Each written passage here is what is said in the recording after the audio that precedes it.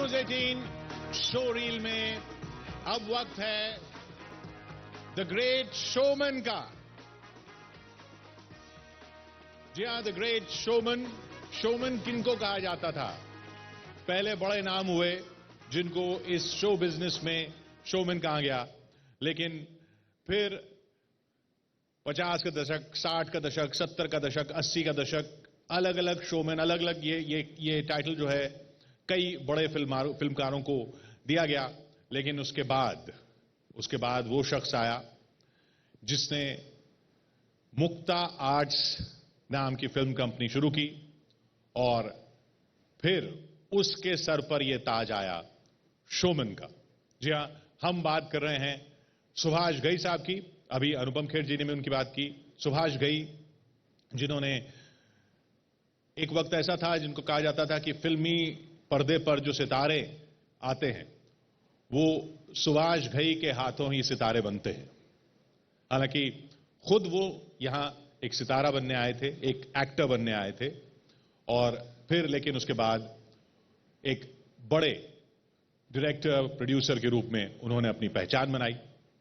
तो बस उनका इंतजार कर रहे हैं हम। सुभाष घई साहब कुछ ही देर में हमारे साथ होंगे। So please welcome show reel, news 18 show reel में the great showman Subhash Ghai.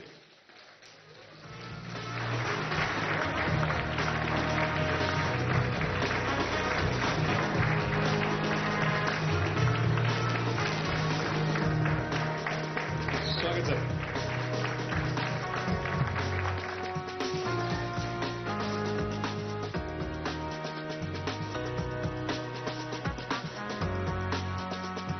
Please sir, mike ले लेंगे। Showman. Good evening everyone, good evening. Showman जो ये टाइटल है, ये बहुत लोगों को दिया गया आपसे पहले, लेकिन आपके बाद किसी को नहीं। आप अभी तक उस ताज को लेकर बैठे हैं। फिल्मी दुनिया बदल गई, सितारे बदल गए, कहानियां बदल गई, लेकिन Subhash Ghai the biggest showman बने हुए हैं। मैं एक बड़ा सीधा साधा बंदा हूं जी। दिल्ली में अगर कोई किसी को शोमैन कहता था तो उसके लिए शो ऑफ हमारे यहां कहते थे। मैं ये समझता हूं कि जो शोमैन क्यों कहा गया और किसने कहा, ये मुझे कभी समझ नहीं आया। लेकिन ये बात जरूर है कि स्क्रीन पे हम लोग सपने दिखाते हैं, fantasies, larger than life, big shows, big music, big sound, big frames. वो एक गरीब लड़के को भी हक है कि वो ख्वाब देख सके। एक आम आदमी को भी एक सपना आ सकता है कि मैं ये कहना चाहता हूं, मैं तो ये दिखाना चाहता हूं। अब कि ये ओटीटी के जमाने में क्या लोगों के ख्वाब बदल गए हैं या कहानियां बदल गई हैं? क्योंकि अब वो लार्जर देन लाइफ वाले ख्वाब उतने लोग देख नहीं रहे या फिल्में नहीं देख रहे उतनी। ओटीटी का जो दूसरा मतलब यह है, पहला तो यह है कि अदर देन टीवी, दूसरा है other than OTT, other than dreams. OTT जो है एक नया प्लेटफॉर्म है जो हमारे नया रेवोल्यूशनाइज कर दिया है सभी यंग टैलेंट को उसने।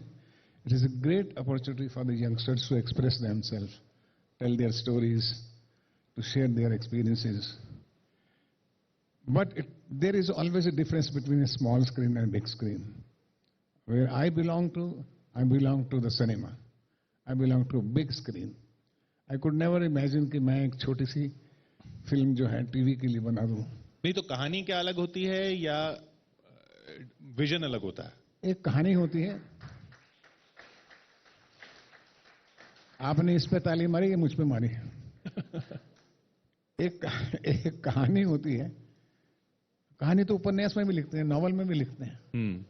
कहानी तो कहीं भी लिखी जा सकती है, लेकिन उसका जो विजन है वो एक डायरेक्टर के महज में आता है। और वो बड़ी स्क्रीन के लिए कहानी बनानी चाहिए या छोटी स्क्रीन के लिए, ये एक बहुत बड़ा डिफरेंस है, which we have to understand this. अब जैसे